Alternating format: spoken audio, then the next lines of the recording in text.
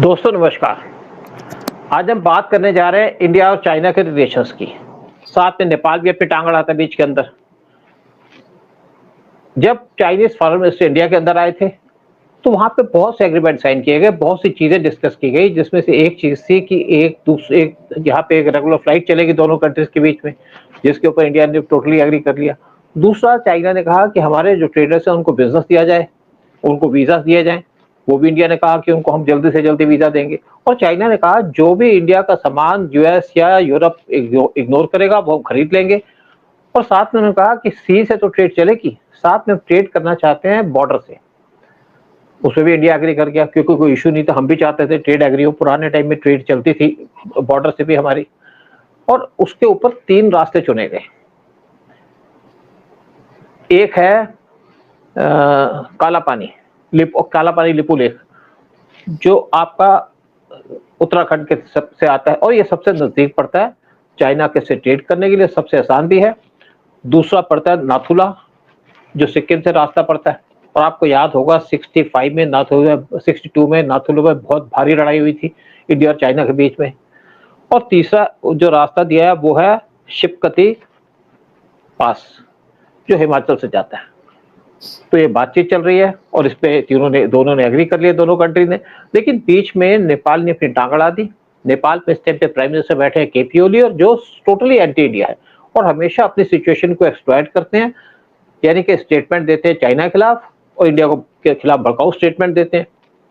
और आज फिर वहां पे प्राइम मिनिस्टर हैं और उन्होंने कहा लिपू लेक और काला पानी तो हमारा एरिया है। और इससे पहले भी कंट्रोवर्सी की थी इन्होंने कि लिपू लेक और काला पानी हमारा एरिया। इंडिया ने रिजेक्ट कर दिया कि तुम्हारा एरिया नहीं, हमारा एरिया, हमारे पास इससे 1954 से कंट्रोल है पूरा।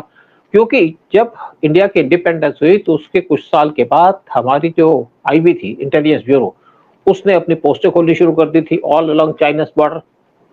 बी एन मलिक उस टाइम पे पहले आईबी के चीफ थे जब इंडिया इंडिपेंडेंट हुआ था। और मजबूती से हमारी सेना भी वहां खड़ी है।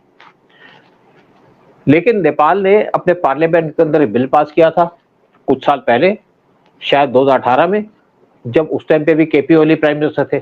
और बिल पास करके उन्होंने इसको अपना एरिया दिखा दिया था, अपने मैप को भी एक्सटेंड कर लिया था। तो आज इसी इशू पे बात करते हो कि नेपाल क्यों अपनी टांग अड़ाता है बीच में बार बार। हमारे साथ बैठे उदय शंकर पानी जी, बॉलीवुड की जानी मानी हस्ती हैं। और मैं इनके बारे में स्पेशली आपको बात बता दूं, उदय शंकर पानी जी ने 2 नेपाली फिल्में भी की हैं और इनका नाम बहुत मशहूर है नेपाल के मीडिया सर्कल के अंदर।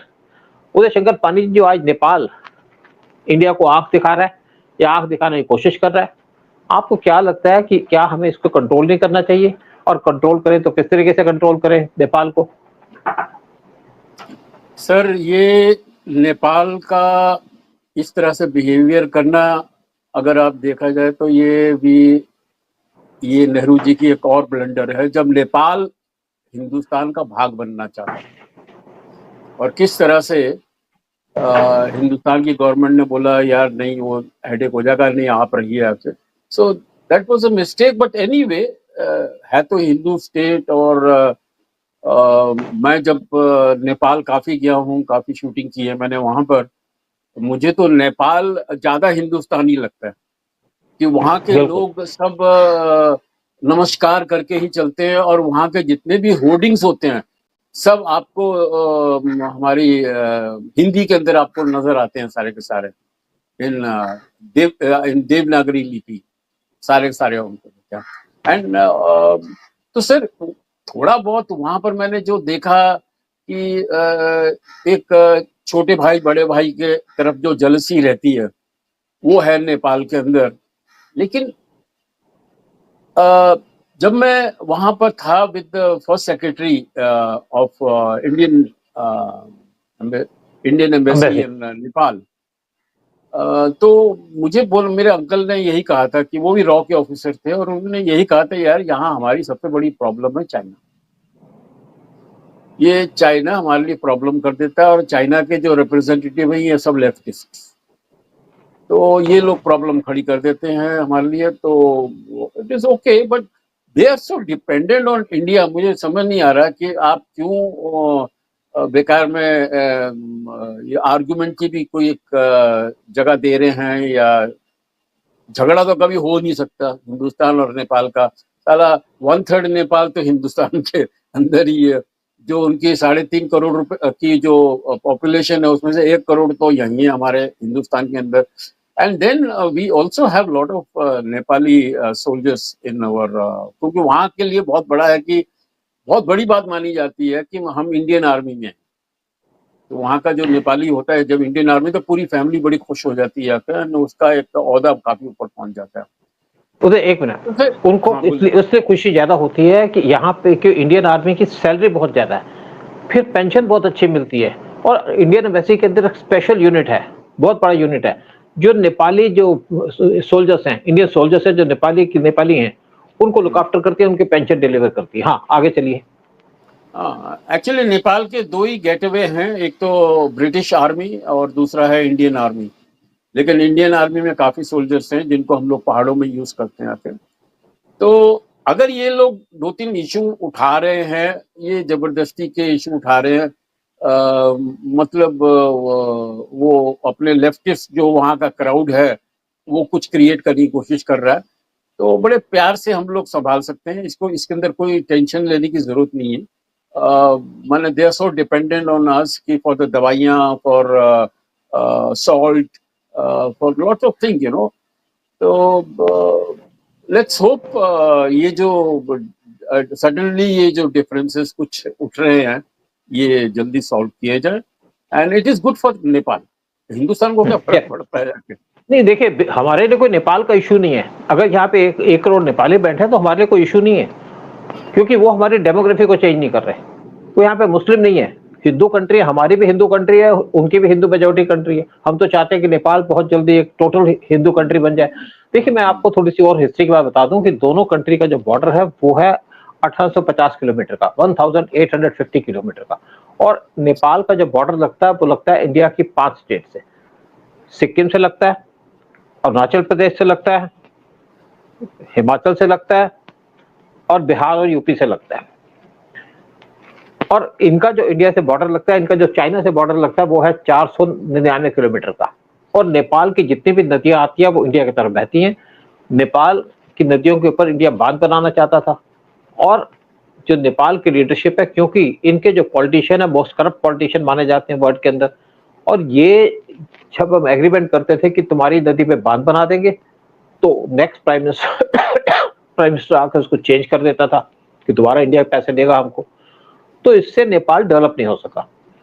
और नेपाल नेचुरली बहुत चीजों पे डिपेंडेंट है इंडिया के ऊपर, और इंडिया के लोग भी जानते हैं हमारा जो बॉर्डर है ओपन बॉर्डर है, यानी कि कोई पासपोर्ट नहीं चलता। आप अपना आधार कार्ड दिखाइए, आप अपना ड्राइविंग लाइसेंस दिखाइए, आप चले जाइए। अगर आपसे कोई क्वेश्चन पूछता है, ना नेपाल के अंदर और इंडिया के अंदर, नेपाली इंडिया के अंदर लैंड ले सकता है, लेकिन इंडिया नेपाली के अंदर लैंड नहीं ले सकता।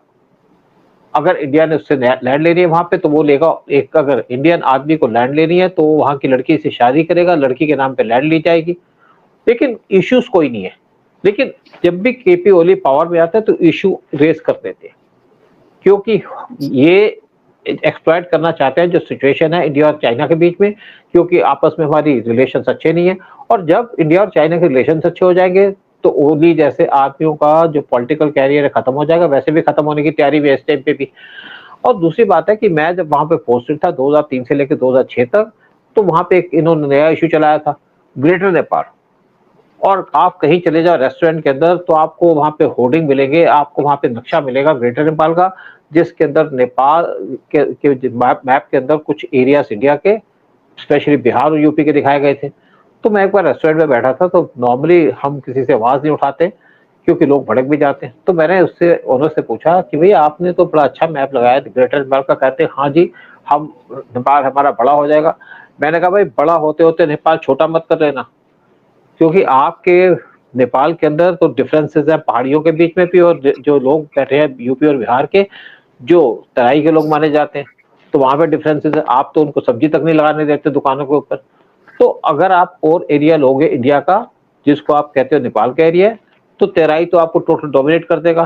तो पहाड़ियों की पॉपुलेशन रह जाएगी 20%, और जो यहाँ पे तेराई या प्लेन के लोग हैं उनकी हो जाएगी 80%। तो ये तो सारे के सारे इंडिया के अंदर मिल जाएंगे। वो थोड़ा सा उठ के खड़ा होने लगा, तो मेरे साथ एक और वहां पे बैठा था, डीएसपी बैठा था। इंटेलिजेंस का उनके, उसने उसको इशारा किया बैठ जाओ। वो समझ गया कि आदमी उसको जानते हैं लोग, जहाँ तक छोटी सी कंट्री लोग जानते हैं कि इंटेलिजेंस के आदमी कौन है। तो मुझे कहता है कि भई आप ना आपने बात तो ठीक की है, तो नेपाल के अंदर जो लोग हैं उनको एक्सप्लॉइट किया जाता है। नेपाली बहुत अच्छे हैं, कोई डाउट की बात नहीं है, लेकिन उनके पॉलिटिशियन उनको एक्सप्लॉइट करते हैं, स्पेशली जब कम्युनिस्ट हैं, और कम्युनिस्ट भी बढ़ चुके हैं अब। जैसे पिछले जो प्राइम मिनिस्टर थे, वो भी कम्युनिस्ट थे, लेकिन बहुतों ने कम्युनिज्म छोड़ दिया और अब जो केपी ओली है वो सिचुएशन को एक्सप्लॉइट करते हैं।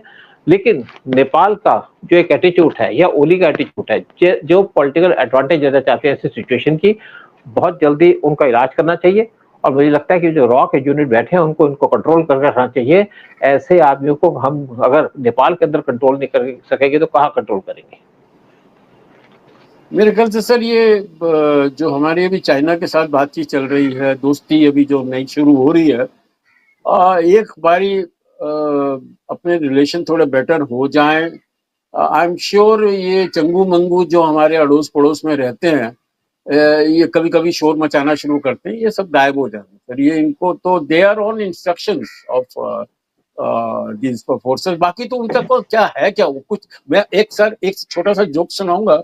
मैं एक हाँ बारी कुछ शूटिंग करने गया था मनांग 14,000 फीट पे। हाँ, तो चाइना के मुझे, क्लोज है। हाँ, मुझे लेके गए हेलीकॉप्टर में, मुझे बोला कि हेलीकॉप्टर में ले जाएंगे, हेलीकॉप्टर में लाएंगे। लेकिन वहां पर एक सेकेंड सर, हाँ, तो वहां मॉनसून के टाइम हेलीकॉप्टर चलते नहीं है, क्योंकि काफी वो क्रैश हो जाते हैं, छोटा सा उनका प्लेन भी बिल्कुल होता है, बिल्कुल। And helicopter also. तो मुझे 6 दिन चल के जाना पड़ा और 6 दिन चल के आना पड़ा। तो जब मैं वापस आया तो डूमरे करके एक जगह है, डूमरे से मैंने बस पकड़ी काठमांडू के लिए। मेरे साथ 2 कूली लोग भी थे आके। तो पीछे जब बैठा था तो काफी वो झटके आ रहे थे। तो एक नेपाली बोलता है, कहता है ये इंडियन बस देखो कितना झटका देती है, कितना कितना उछलती है आके। हमारा देखो, हमारे जितने भी जापानीज और हमारी जापानीज और कोरियन बसेस हैं कितनी अच्छी है। माने उनकी जापानीज और कोरियन और चाइनीज, वहां बनता नहीं है सर कुछ भी, वो कुछ बनाते नहीं पता है, है मुझे, हैंडीक्राफ्ट है। पता है मुझे। टूरिज्म की जगह, tourism is their main industry, and I don't think they make anything, तो they are totally dependent on it. और ये जब कभी कम्युनिस्ट गवर्नमेंट आती है तो वो अपनी सर्वाइवल के लिए वो ऐसे इश्यू थोड़ा खड़ा करती है, तो वो हो लेकिन जाएगा ऐसे दोनों सर। कंट्री के रिलेशन खराब होते हैं, फर्क है। देखिए इससे पहले प्रचंड आए थे, वो भी पहले कम्युनिस्ट हुआ करते थे, लेकिन ओली से अलग हो गए थे। वो कुछ साल में, शायद 2 या 3 साल तक वो भी प्राइम मिनिस्टर है। जब वो आए तो वो इंडिया के अंदर विजिट किए थे, तो उस टाइम पे पीएम मोदी से मिले और उन्होंने कहा हम चाहते हैं कि यहाँ पे आप डैम बनाओ रिवर्स के ऊपर। तो इंडिया ने वहाँ डैम बनाने शुरू कर दिए, और डैम बनाने के बाद इंडिया ने कहा कि आपको जो इसका जो बिजली है वो इंडिया को बेचनी पड़ेगी। जब आप इंडिया को, क्योंकि चाइना उनसे बिजली लेगा नहीं, चाइना को जरूरत नहीं है उस एरिया के अंदर, क्योंकि चाइना की वहाँ पॉपुलेशन नहीं है उस एरिया के आसपास जो अपोजिट नेपाल है। तो अल्टीमेटली इंडिया से एग्रीमेंट साइन कर गए, 20 साल का एग्रीमेंट साइन किया गया कि आप बहुत ज्यादा बिजली इंडिया को दोगे, और आज वो इंडिया को बिजली सप्लाई कर रहे हैं। और इंडिया वहाँ डैम भी बना रहा है, कुछ डैम पूरे होने वाले हैं, और जैसे डैम पूरे होंगे तो जो फ्लड्स आते हैं नेपाल में वो रुक जाएंगे। दूसरा फायदा ये होगा कि उसका जो पानी आता है वो आता है इंडिया के बिहार और यूपी के अंदर, तो वहां पे भी फ्लड्स रुक जाएंगे। अगर नेपाल में डैम बनेंगे तो यहाँ इंडिया के नेपाल के अंदर तो डैम फ्लड खत्म हो जाएंगे, बल्कि इंडिया के यूपी और बिहार के अंदर भी फ्लड कमजोर हो जाए, कम हो जाएंगे, तो इंडिया को भी फायदा होगा। तो आज दोनों कंट्रीज मिलकर काम कर रही हैं एक दूसरे के साथ, और यही चाहते हैं कि वहां पे ऐसी गवर्नमेंट आए जो इंडिया और नेपाल का सोचती है, स्पेशली सोचती है नेपाल का, और इंडिया के अंदर गवर्नमेंट तो इंडिया का सोचती है। अगर नेपाल के अंदर गवर्नमेंट आती है नेपाल का सोचती है तो अच्छा होगा। अगर ओली जैसे गवर्नमेंट आती है वहां पे जो करप्शन करते हैं तो नुकसान नेपाल का है, इंडिया का तो है, लेकिन सबसे बड़ा नुकसान नेपाल का होगा। चलो अब यही बात करते हैं कि जो लिपू लेख की बात है, काला पानी की बात है, जो क्लेम करता है नेपाल के ओली कि हमारा पार्ट है, वो इंडिया कभी देगा नहीं, ना नेपाल ले सकता है, ना हम देंगे, क्योंकि हमने पहले बहुत गलतियां की हैं। हमने कोको आइलैंड म्यांमार को दे दी, म्यांमार ने लीज पे दे दी चाइना को, नुकसान हमें हुआ। इसी तरीके से बहुत से एरिया जो था, वो हिल्स थे जो हमने म्यांमार को दे दिए थे। और तीसरी बात, जो आप इस टाइम पे पाकिस्तान का गवादर पोर्ट है वो ओमान के पास था, और ओमान ने उस टाइम पे ऑफर किया था इंडिया को कि आप ले लो, लेकिन नेहरू जी तो बहुत जनरस थे, उन्होंने मना कर दिया और बाद में उस पोर्ट को दे दिया उन्होंने पाकिस्तान को, नहीं तो वो पोर्ट हमारे पास होता। तो यहीं पे खत्म करते हैं बात कि आज जो इंडिया और चाइना एडवांस कर रहे हैं, एक दूसरे के साथ डेवलप कर रहे हैं रिलेशन अच्छे, और नेपाल अगर कोशिश करता है तो नेपाल की चलेगी नहीं, हम ध्यान नहीं देंगे उस चीज के ऊपर।